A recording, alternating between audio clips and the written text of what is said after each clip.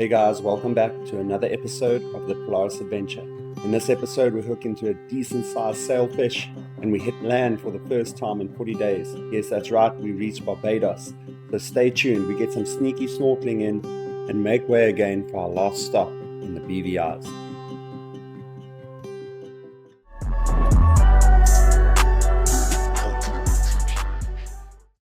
Arrived at our first little stopover. We have to come get fuel in Barbados. Which is party as you hear it. Yeah, we've only seen land 39 freaking days, Jan. Almost 40 almost 40 days. And there she is. We're early, so we can't go into the arena just yet. So we might do a little bit of fishing, a little bit of scouting, checking out what's going on. I can see some other yachts down there and stuff, which is pretty cool, but we're getting closer. And I think we have officially entered the Caribbean Sea. Yeah. This is part of the Caribbean islands, so yeah. Let's get it, guys. Next land we're going to see after this one is St. Lucia in Martinique. Hey? Somewhere there. Feels good to see land, guys. Feels good to see land. So it felt really good to finally see land after being at sea for such a long period of time. You know, it's a great thing, but when you see land for the first time, I can't really explain that excitement of just seeing civilization again. Absolutely beautiful.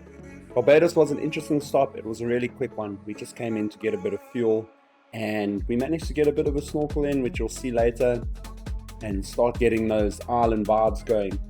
I've got some interesting facts here about Barbados, and it's actually the easternmost Caribbean island, the first Caribbean island that many ships encounter when crossing the Atlantic from Africa to Europe, which makes sense in our case. It's the birthplace of rum. Mount Gay Rum claims to be the world's oldest commercial rum distillery, with records dating back to 1703. The island isn't volcanic. Unlike many Caribbean islands, Barbados is made primarily of coral limestone, giving it stunning white sand beaches and extensive cave systems. The grapefruit was invented here. Cricket is almost a religion. Rihanna was born here, and Barbados became a republic recently after nearly 400 years of British monarchy. As head of state, Barbados officially became a republic in 2021, and flying fish are the national symbol. So it's a cool little island, and I mean, you've got to be cool if your national symbol is a flying fish. As you see in the previous videos, we had a lot of those guys hitting into our boat and finding them on the deck during night watch or even during the day, especially at night actually. So yeah, when we got into Barbados, we had to pull into a fuel jetty, put out some fenders, get the lines out, make sure that the boat was steady, and we didn't fill up completely. We just needed enough fuel to get up to the British Virgin Islands and through the Caribbean Sea.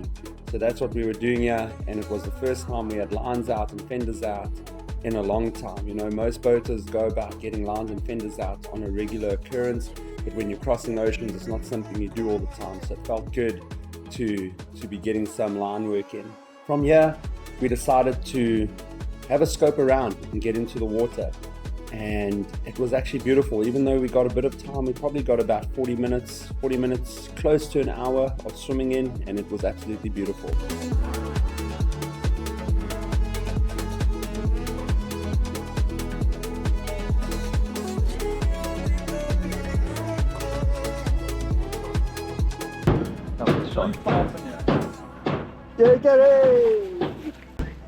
Oh.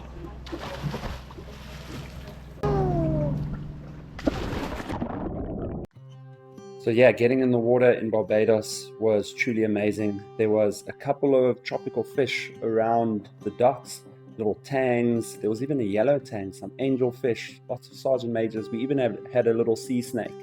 And it was just super cool to know, okay, listen, we've arrived in the Caribbean. And I think the most beautiful part about the snorkel was knowing that this long trip, this long journey was coming to an end, that, you know, we had done it. We still had a couple days to go. We still had to sail through St. Lucia, or past St. Lucia and up to the British Virgin Islands. But it was just great knowing that we had done the big leg, which was crossing the Atlantic Ocean. And I think this snorkel solidified that. And there's something beautiful about sailing into a new destination. It's that unknown. It's the way you were living on sea. I mean, life at sea is completely different to life at land, completely different. So when you start arriving back to land and all these things that you used to have come back to you, I feel like I appreciated it a lot more. And just looking forward to getting to the British Virgin Islands.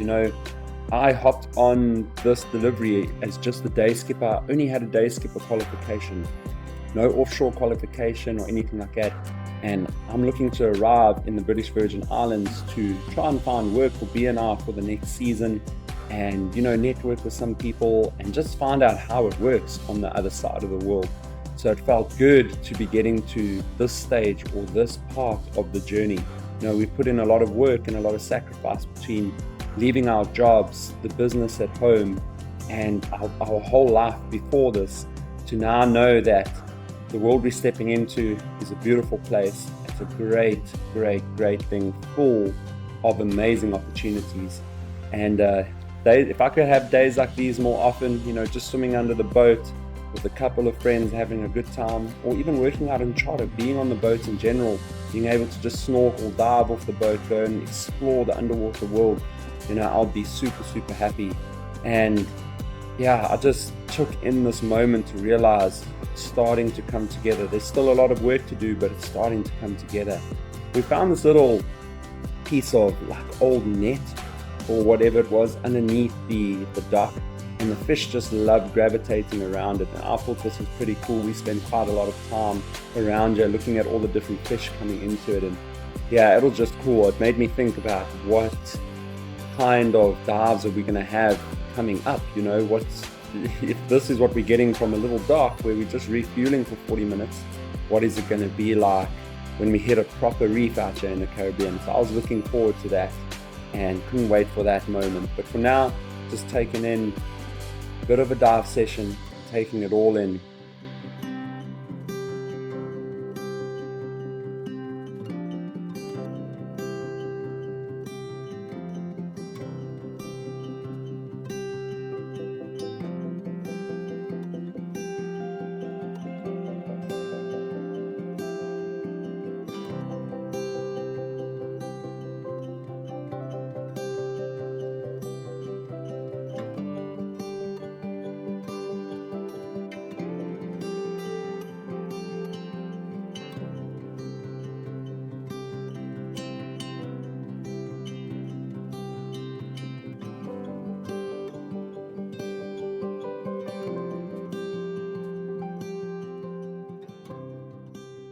This moment in Barbados, even though it was short, was such a beautiful moment for me to just realize that everything we had put in is starting to come together. And sometimes it doesn't make sense to you, and a lot of the times it doesn't make sense to a lot of the people around you. And you just have to follow your gut in life. You just got to follow that instinct, that feeling you have, especially when you want to do something new in life or pursue your passion or your dream. And this journey on Miles Away was just that for me. It made me realize that I should have been doing this a long time ago. And it brings me to the conversation where I go, you know what?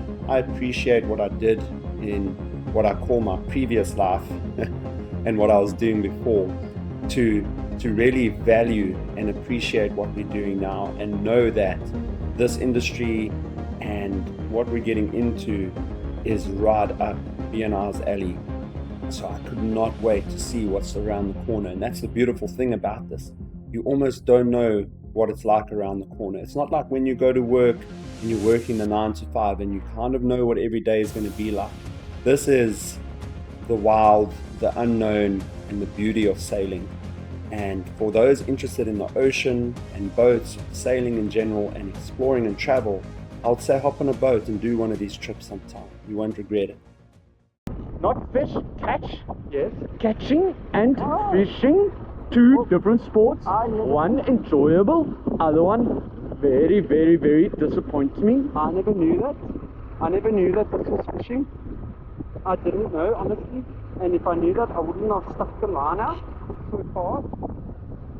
I just thought it was part of sailing. Oh, voila. Yeah, thank you.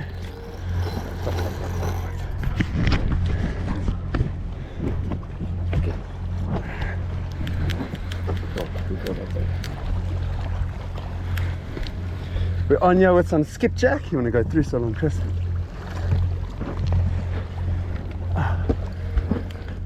Jan spotted them. Jan spotted all the birds jumping, and the skippies are jumping all around us. So that's a turn up for what was looking like a very slow watch. You're on.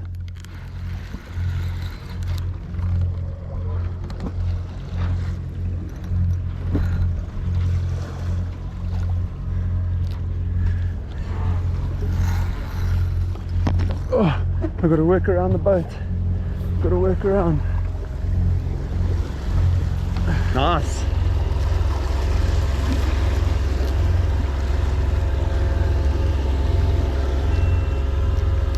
Do you want to trade? Do you want to do the bungee?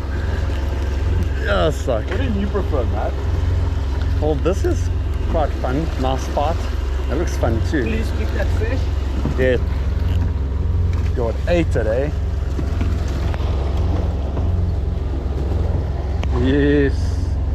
What a nice little skippy. Yes, it ate that spoon. Check how it ate that spoon. Right inside. You want to put him in the box? Yeah, yeah. There we go. Yeah. Even if we get another fish on here, I'm not going to be able to reel it. This hand is cooked. What? Hook? No, my hand. Why? That's like from the tension on there. Check there. Go, Chris, go.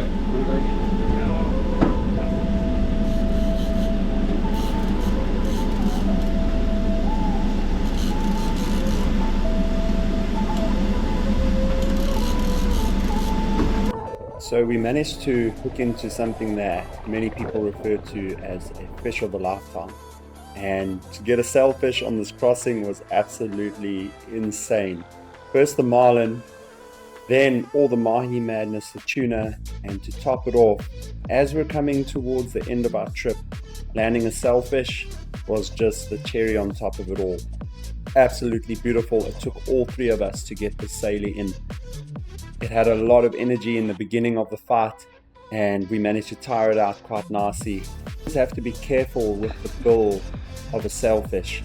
These have claimed many fishermen's lives and injured a lot of people. So when fishing for sailfish, marlin, be very, very careful, making sure that that fish is nice and tied when you bring it to the boat.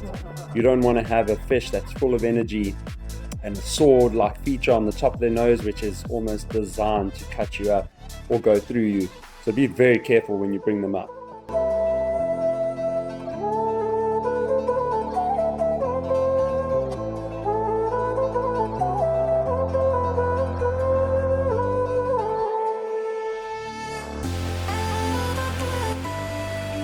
Oh no.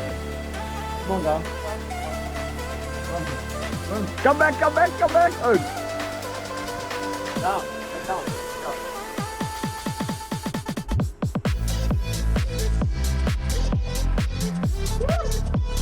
What a fuck, eh? Hold on, guys.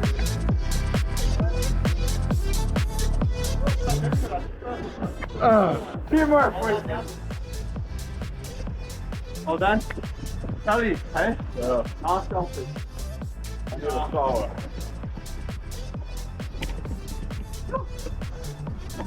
Okay, can we bring the lines in now? Oh, there's a baby remora on it.